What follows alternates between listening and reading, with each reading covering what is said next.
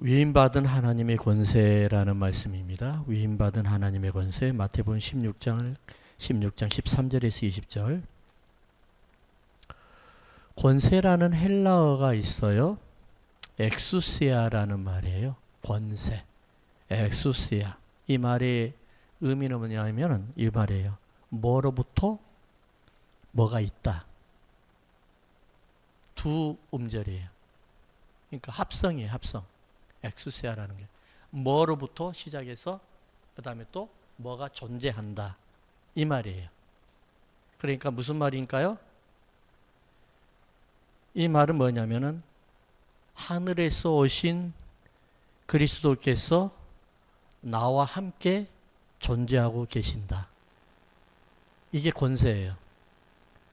아니면은 어떤 사람의 말의 명령이 내 안에 나를 통해서 존재하고 있다. 이 말이 되는 거예요. 엑소시아라는 말이. 하나님은 여러분 잘 아시다시피 하나님은 스스로 계시는 분이잖아요. 그리고 자존하신 분이죠. 누가 만들거나 창조하시거나 그런 게 없어요. 그냥 자존하신 분이에요. 그리고 유일하세요. 그래서 하나님은 모세에게 어떻게 자신에 대해서 말씀하셨냐면은 뭐라고요?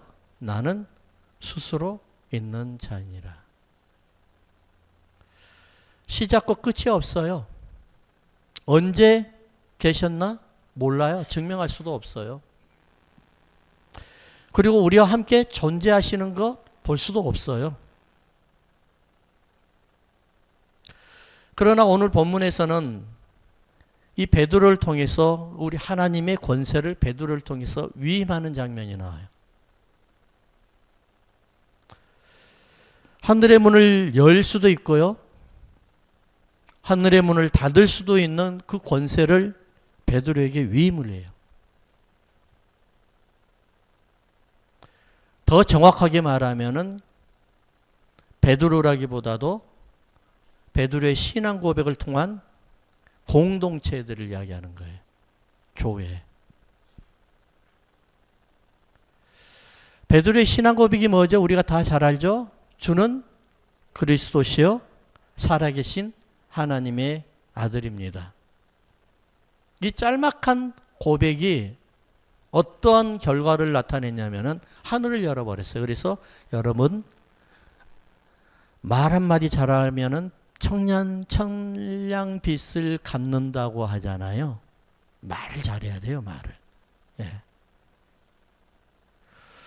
우리가 조금만 성경 공부를 해본 사람들이만 알죠. 이 말씀의 배경이 어디서 나오냐면은 바로 여기에서 나와요. 야곱의 사닥다리에서부터 시작해요. 야곱. 돌베개를 베고 잠을 자잖아요. 삼촌 라반한테 도망가면서 야곱이.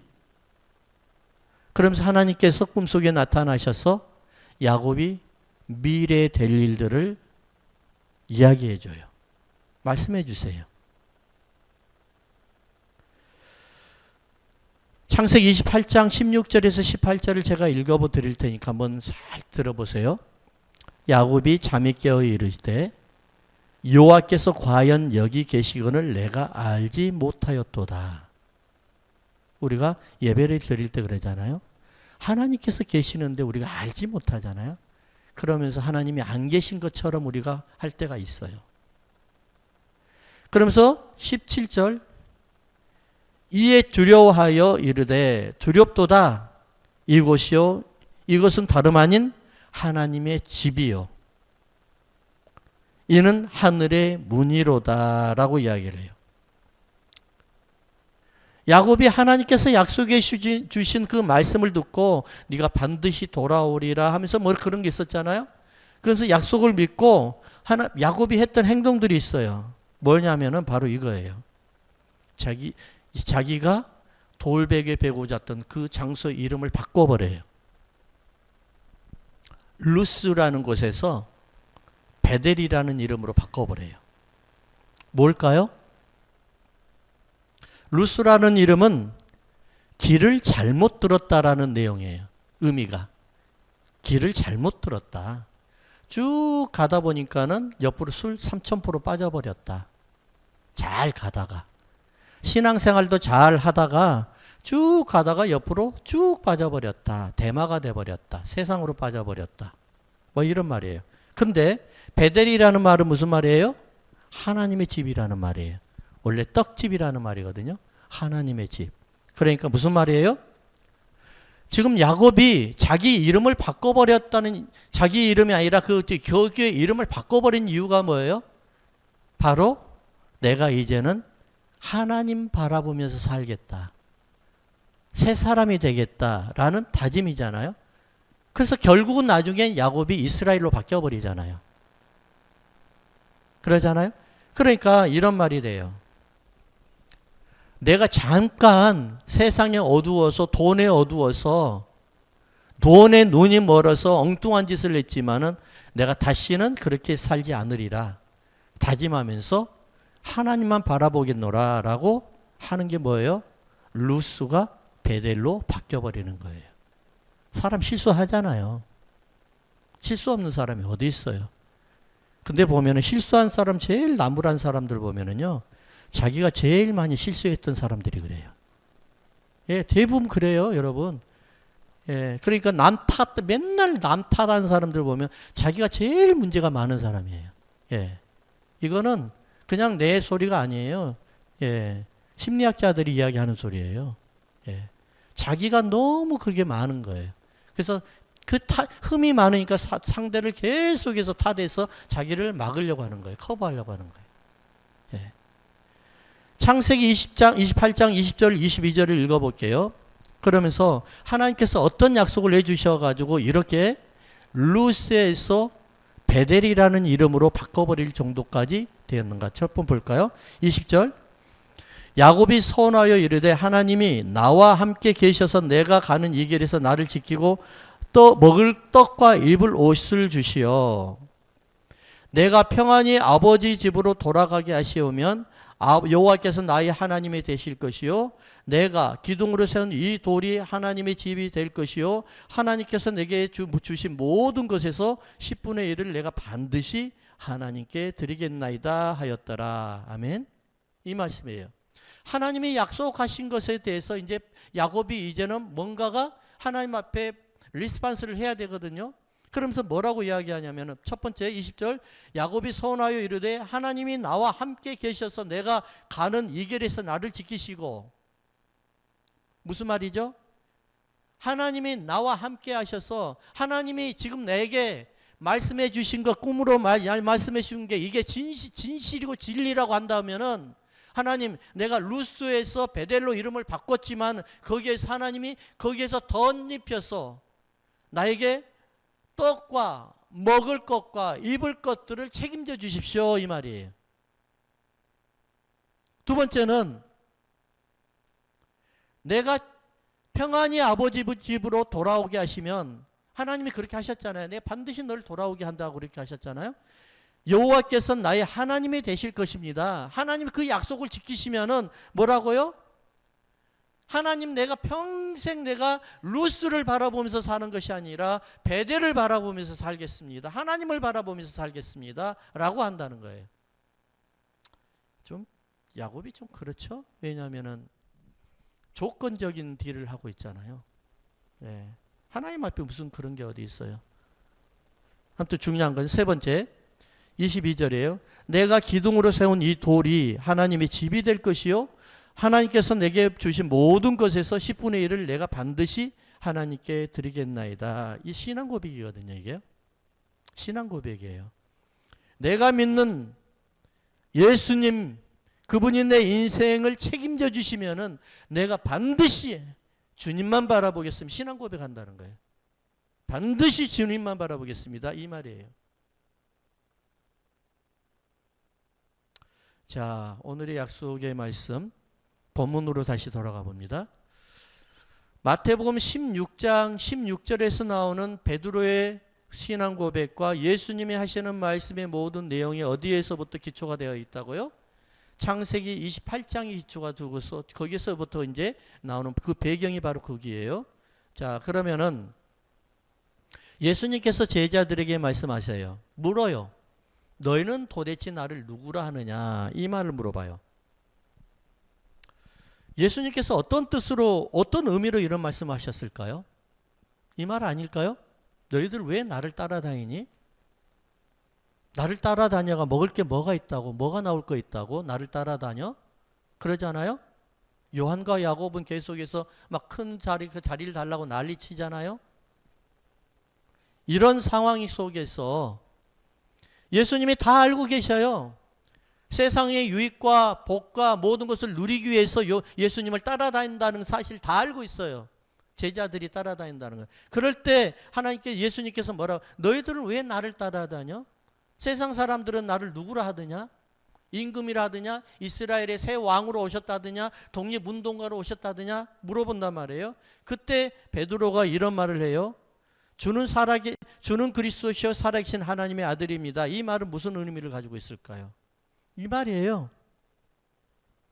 내가 쫓는 예수님은 오직 하늘에서 오신 하나님이기 때문에 내가 예수님을 쫓아갑니다. 라고 이야기하는 거예요.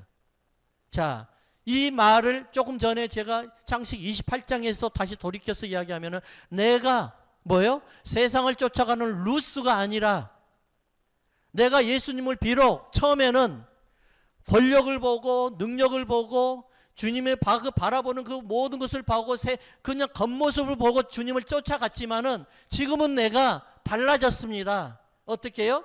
하늘에서 오신 하나님의 아들이고 그분만이 나의 소망이기 때문에 내가 예수님을 쫓아갑니다. 뭘로 바뀌어져 버렸어요? 베드로로 바뀌어버린 거예요. 이거예요. 그러니까 나는 베드로가 대답하는 건 지금 예수님 앞에 신앙 고백은 뭐였냐면 나는 세상의 헛된 욕망과 야망을 쫓아가는 것이 아니라 처음에는 그렇게 출발했을지도 있었어요. 하지만 그것이 아니라 나는 이제부터는 세상의 그 어떤 것보다도 그분에서 가장 중요하신 예수님 그분만을 바라보고 내가 따라갑니다. 이 고백을 한 거예요. 그래서 예수님께서 감탄을 하는 거예요. 그냥 감탄한 게 아니에요. 세상의 많은 사람들은 예수님이 가지고 있는 부귀와 모양과 화려함 이런 것 때문에 예수님을 쫓아왔는데 베드로는 지금 딴소리 하고 있는 거예요. 내가 이제 더 이상 루스가 아니라 베델이신 예수님 그 하나님만 내가 쫓아갑니다. 비록 내가 예수님의 십자가에 못 박아 죽어오고 화려한 모습이 다 사라지고 고난의 모습이 올지라도 나는 예수님만 바라보며 쫓아가겠습니다. 이 고백이에요. 그러니까 예수님께서 하시는 말씀이 뭐예요? 17절 18절을 한번 볼까요? 예수께서 대답하여 이르시되 바요나 시몬아 네가 복이 있도다. 이를 네게 알게 한 이는 혈육이 아니요 어디에요? 하늘에 계신 내 아버지라. 이 말은 무슨 의미를 가지고 있을까요? 네가 이제야 마음이 열렸구나. 네가 이제서야 성령을 받았구나. 이제서야 네가 영안이 열려 있구나. 이것을 이야기하는 거예요. 누가 알려줬다고요? 하늘에 계신 아버지가 알려주셨다는 거예요. 자, 그러면서 뭐라고 하냐면 또 내가 내게 이르노니 너는 베드로라. 내가 이 반석 위에 내 교회를 세우리니 음부의 권세가 이기지 못하리라. 이 말은 무슨 말일까요? 한마디로 내가 아버지께서 주시는 모든 하늘의 권세, 하늘과 땅의 모든 권세를 내가 위임받아서 왔는데 그 위임받은 그 권세를 다시 내가 너에게 위임을 하겠다 이 말이에요. 위임을 하겠다 이 말이에요. 자, 보세요. 이거예요. 예수 그리스도를 믿고 신앙 고백하는 사람에게 하나님께서 위임을 하잖아요. 그렇잖아요. 베드로가 단순한 신앙 고백이 아니라 무슨 말이에요? 루스가 아니라 더 이상 루스가 아니라 이젠 베델이신 예수님 그 하나님만 바라보겠습니다 라는 신앙 고백을 할 때 엄청난 권세 위임이 이제 이루어지기 시작한 거예요. 혹시 여러분 악한 영이나 귀신을 만나본 적 있어요? 없죠? 왜 없는 줄 아십니까? 전도를 안 해보니까 그래요. 전도하는 사람은 100% 나타납니다. 100%. 전도하지 아니하고 선교하지 아니하고 영혼 구원에 아무런 관심이 없으면 안 나타나요. 왜냐하면은 베드로가 지금 신앙 고백을 할 때 루스에서 베델로 바뀌어질 때 하나님의 권세가 위임이 되거든요. 신앙 고백이 위임이 돼. 거기서 뭐가 나요? 권세가 위임이 되니까 이제는 하늘 문이 열려버리기 시작하고요. 이 땅이 변화되기 시작하는 거예요. 삶이 바뀌어버리는 거예요. 그러는데 보세요. 예수 10년, 100년, 1000년을 믿어봐도요. 영혼 구원하고 아무런 상관이 없는 일을 하면은 악한 영이 그를 가만히 시기하겠어요? 가만히 놔두죠. 하나님의 최대의 관심이 뭐예요? 생명 구원이에요. 영혼 구원이에요. 그리고 교회예요, 교회. 영혼 구원에 와가지고 어디서? 하나님의 나라에서 사는 거 이 베델이에요, 베델. 근데 그게 아무런 관심이 없는 거예요. 그러면은 악한 영들이 이 사람을 그냥 시기할까요? 가만히 놔두는 거예요. 사실 우리가 전도를 하게 되고요. 선교를 하게 되면은요. 악한 영들이요. 막 먼저 호들갑을 떨어요. 아까 내가 여기 물 그 할 때 있잖아요. 그것도 내가 우리가 저는 다 이제 각오를 하고 있었어요. 선교를 가게 되면 꼭 이것들이 지금 장난을 칠 텐데 교회가요. 문제가 없으면은요. 주의를 전혀 안 하는 겁니다. 꼭 아셔야 돼요. 악한 영들을 호들갑 떨기면 안 만드는 거예요. 예. 영혼 구원하고 다니고요. 전도하고 다니잖아요. 그러면은 막 악한 것들이 막 호들갑을 떨어요. 어떻게 하든지 못하게 하려고 그래요. 그런데요. 그게 딱 끝나고 난 다음에 하나님의 주시는 보상은요. 엄청나요. 엄청나요. 신기할 정도로 엄청나요. 아니 악한 영들의 자녀들을 하나님의 자녀들로 뺏어와 가지고 입양을 하려고 하는데 악한 것들이 가만히 놔두겠어요? 죽은 영혼이 살아나는데 가만히 있겠어요? 왜 누가 이것을 하는 줄 아셔요?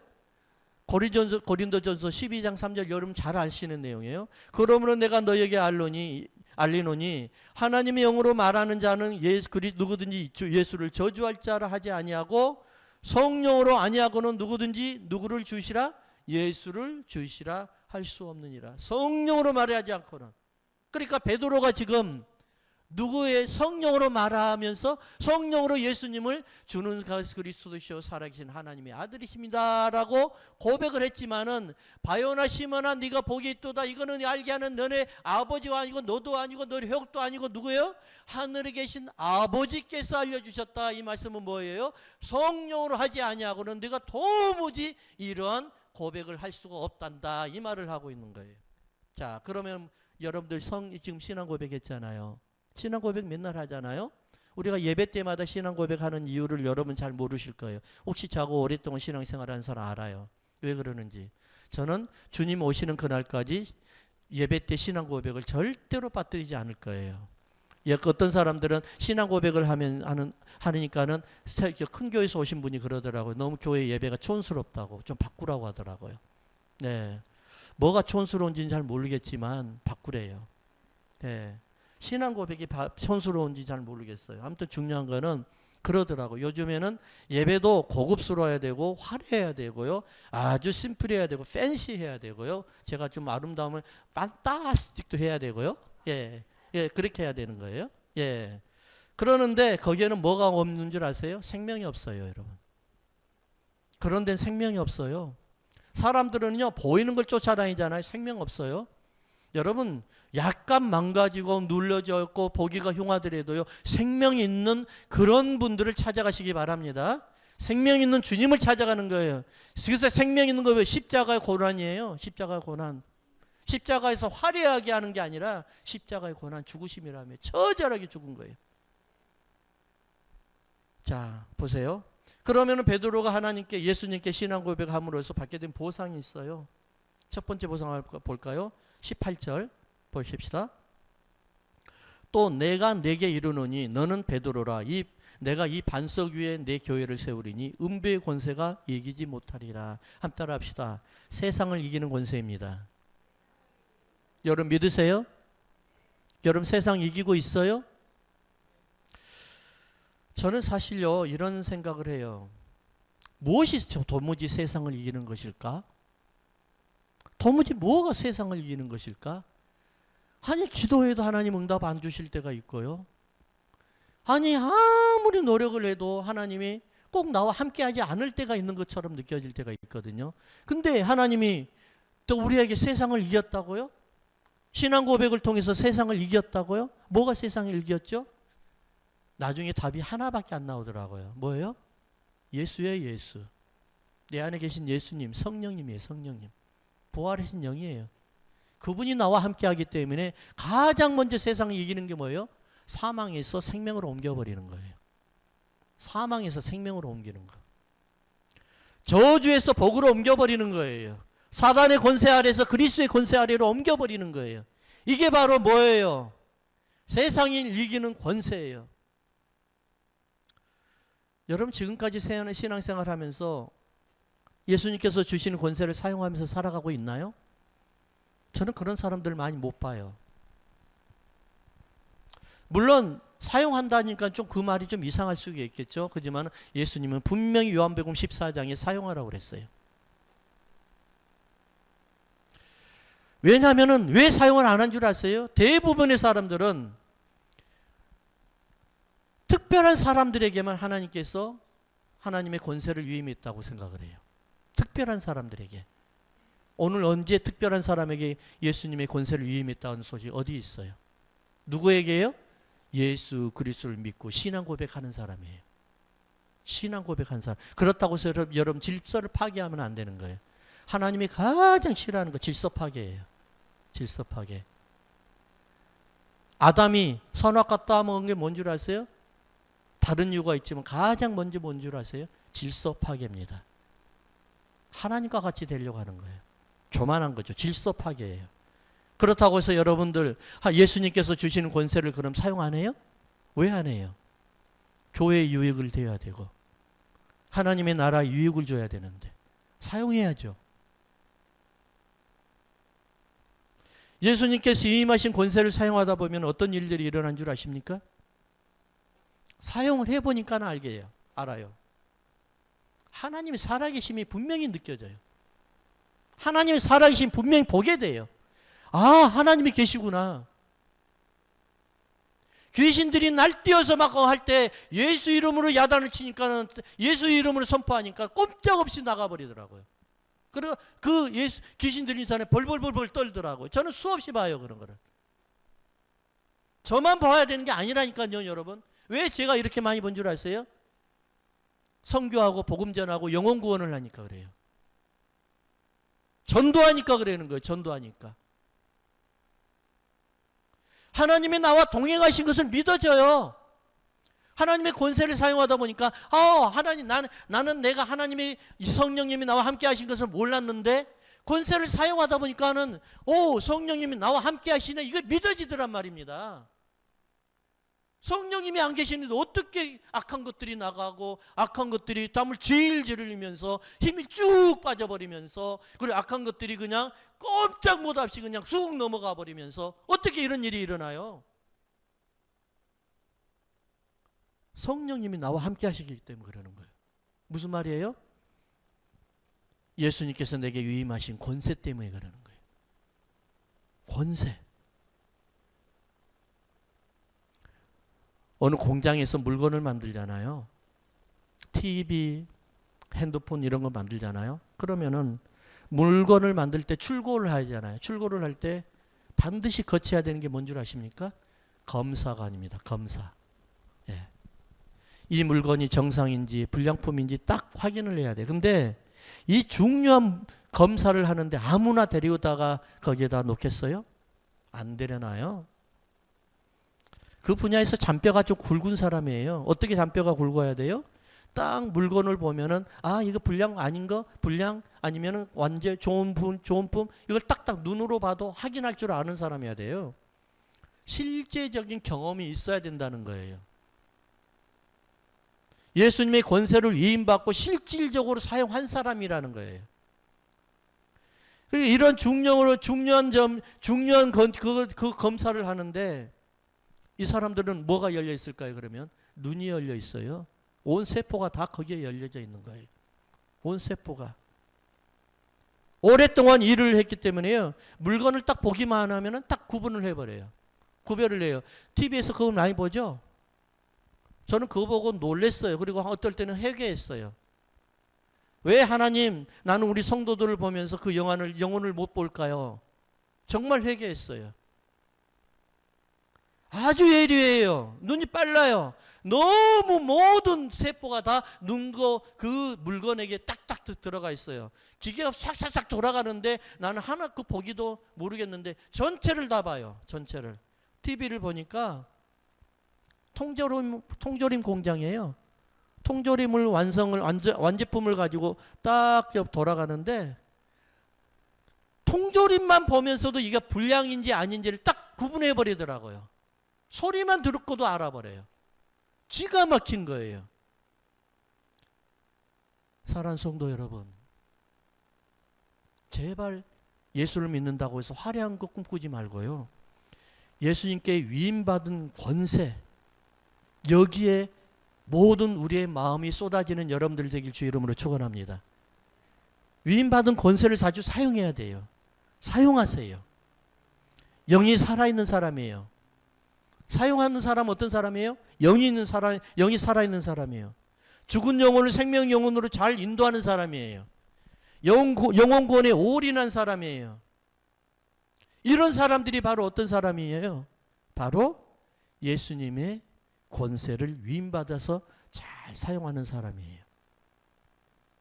저 사람이 교회는 오래 다녔는데 성령 받았는지 안 받았는지 딱 보면 알아야 되잖아요. 저 사람이 교회는 오래 다녔고 집사, 권사, 장로, 목사 다 하고 있는데 저 사람이 성령 체험한 사람이 아니야? 딱 알아야 되잖아요. 저하고 아주 가까운 집사님이 계셔요. 그분은 아주 이성적인 분이에요. 어느 날 집에 이사를 갔는데 거기에 귀신이 그냥 난리 난 거예요. 라디오 방송에 이제 복음 방송에서 간증까지 했어요. 내하고 선교를 같이 가가지고요, 나를 잠을 안 재워요. 그 간증을 하느라고 좀 들어달라고 억울하니까. 그런 말을 하면 아무도 안 믿는데 요즘 세상이 어떤 세상인데 하면서 막 난리나. 그래가지고 막 전화 와가지고 심지어는 따지더래요. 그 교회가 600명 성도가 다니는 교회였어요. 전도사님한테 제발 좀 와서 기도해달라고. 목사님한테 제발 좀 기도해달라고. 안 믿어요. 믿지를 않아요. 교회 옮겨버렸어요. 그래서 그분은. 자기는 실질로 일어난 일인데, 그러면서 결론이 뭔 줄 아세요? 내가 하자. 그래가지고 부인이 앉아가지고 교회 기도를 하는데, 심지어는 어느 정도까지 일어난 줄 아세요? 옛날이에요. 전화하려면 전화기를 갖다 가위로 잘라버려요. 예. 아기가 갈고 있으면 아기를 툭 들어가지고 머리가 뒤로 내려가 이렇게 훅 뒤집어 버릴 정도였어요. 이런 경험을 하고 도망갔어요. 그래서 너무 무서워가지고 목사님, 전도사님한테 기도를 많이 할 것 같아서 그래서 좀 도와달라고 그랬더니 아무도 안 도와주고, 그런 거짓말 하지 말래요. 나는 그분한테 입술에서 거짓말 나온 거 한 번도 못 들어봤어요. 다른 사람한테 하는 줄은 모르겠지만. 그래서 그 부인하고 같이 기도를 했어요. 이거는 무조건 우리가 풀어야 된다. 그러면서 어떻게 한 줄 아세요? 기도하니까 방언이 터지면서 방언으로 기도하고 막 하니까는 뭐라고 쓰고 간 줄 아세요? 립스틱 가지고 딱 그 창문에다 썼는데 아비백 하고 가더래요. 예. 꼭 영화에서 나온 이야기죠? 실질로. 근데 이분은 실질로 봤기 때문에 나한테 아무도 안 믿어주니까 나한테 막 말을 하느라고 그냥 그걸 호소하느라고 난리 난 거예요. 그때 거기 가서 진짜 잠을 못 잤어요. 피곤해서 혼났어요. 그분이 지금 아틀란타로 이사를 가셨어요. 자, 하나님은 살아계시요. 할렐루야. 영적 세계는 분명히 있어요. 왜냐하면 하나님께서 여러분들에게 권세를 주신 이유가 뭐예요? 영적 세계가 있다는 거예요. 그러면 여러분들이 조금 더 윤택한 생활, 하나님이 주시는 보상, 하늘의 상급으로 살려고 하면 어떻게 해야 돼요? 영적 권위를 사용하셔야 되는 거예요. 아멘. 두 번째 볼까요? 19절. 내가 천국 열쇠를 내게 주리니 네가 땅에서 무엇이든지 매면 하늘에서도 매일 것이요 네가 땅에서도 무엇이든지 풀면 하늘에서도 풀리리라 하시고. 땅 한번 따라합시다. 하늘의 문을 여는 권세입니다. 자, 하늘의 문을 여는 권세. 사람들이 힘들면은 기도하잖아요. 기도한다는 소리는 하나님 내가 내 힘으로 할 수가 없어요. 이걸 고백하는 사람 아닌가요? 그렇기 때문에 하나님 좀 도와주세요. 이 소리예요. 근데 독일의 신학자는 이 사람은 뭐냐면은 본해퍼예요. 본해퍼. 목회자이면서 신학자예요. 이 목사님은 뭐라고 이야기하냐면 위탁 통치론을 이야기해요. 위탁 통치론. 무슨 말이냐면 하나님께서 성도를 통해서 하나님의 권세를 위탁했다는 거예요. 위탁. 신탁이라는 거예요. 사람을 통해서 하나님이 다스리고 통치하겠다는 거예요. 하나님의 백성들은요, 하나님께서 미리 주신 복을 바라봐야 돼요. 아멘. 야곱처럼 하나님이 이미 주신 복을 바라봐야 되는 거예요. 예수님께서 십자가에 죽으시면서 우리에게 주신 복이 있잖아요. 다 이루었다. 고난은 다 사라졌다. 이것을 우리는 믿어야 되는 거예요. 그래서 그리스도인이라면 반드시 하늘에 열려져 있는 소망을 바라봐야 되고, 그 열려져 있는 빛을 통해서, 저기 문을 통해서 내려오는 하나님의 성령의 빛을 바라봐야 되는 거예요. 그래서 크리스찬들에게는 실망이 없는 거예요. 실망. 근데 우리는 실망을 해요. 시편 78편을 보면은 그러나 그가 그의 위에 궁창을 명령하시며 하늘문을 여시고, 누가 하늘문을 열어요? 예수님께서, 하나님께서요. 그들에게 만나를 비같이 내려 먹이시며 하늘 양식을 그들에게 주셨나니. 보세요. 이거예요. 이스라엘 백성들이 광야에서 먹을 것이 없을 때 누구를 바라봤어요? 하나님을 바라봤어요. 하나님께서 이스라엘 백성들에게 하늘의 양식을 만나를 내려주셨어요. 하나님께서 직접 하늘의 문을 여시고 신령한 만나를 내려주셨고, 먹을 거, 입을 거, 마실 거 걱정하지 아니하도록 하나님 해주셨어요. 근데 여기서 중요한 점이에요. 저를 바라보세요. 수천 년 전에 이스라엘 백성들이 광야에 있을 때 그 하나님이 지금 여기는 안 계신가요? 지금도 살아계세요. 그 동일한 하나님이 지금 여기도 계셔요. 그 하나님이 지금도 살아계셔요. 우리와 함께 계셔요. 그 하나님은 죽지 않으셨어요. 우리는 죽었죠. 그렇지만은 그 하나님은 그때 내려주셨던 동일한 하나님이 지금도 계셔요. 지금도 역사하고 계세요. 하나님의 딸과 하나님의 아들들이 굶주리고 목마르고 힘겨워하는데, 그때 하나님을 바라볼 때 하나님은 동일한 은혜로 하늘의 문을 여주시고 하나님께서 만나를 내려주실 줄을 믿습니다. 이것이 바로 십자가 사건이에요. 십자가의 능력이 바로 우리의 사건이에요. 우리에게 하늘의 문을 여시고 우리가 필요한 모든 것을 하나님 채워주신 그 하나님을 믿으면서 우리 하나님 살아계십니다. 우리 하나님 우리와 함께 계십니다. 우리 하나님은 우리를 통해서 일하십니다. 왜냐하면은 하나님께서 우리를 통해서 역사하시고 일하시는 이유가 하나님의 영광을 거두시기 위함이십니다. 기도하십시다. 하나님 아버지, 참으로 감사합니다. 예수 그리스도의 이름만이 우리의 생명이요, 예수 그리스도만이 우리의 미래요 소망인 것을 믿습니다. 오직 어떠한 상황에서도 예수님은 나와 함께 하신 것을 믿고, 성령님이 나와 함께 하신 걸 믿고, 악한 것들이 물러가게 하여 우리가 하나님을 찬양하는 저희들 되게 하여 주시옵소서. 예수님의 이름으로 기도하옵나이다. 아멘.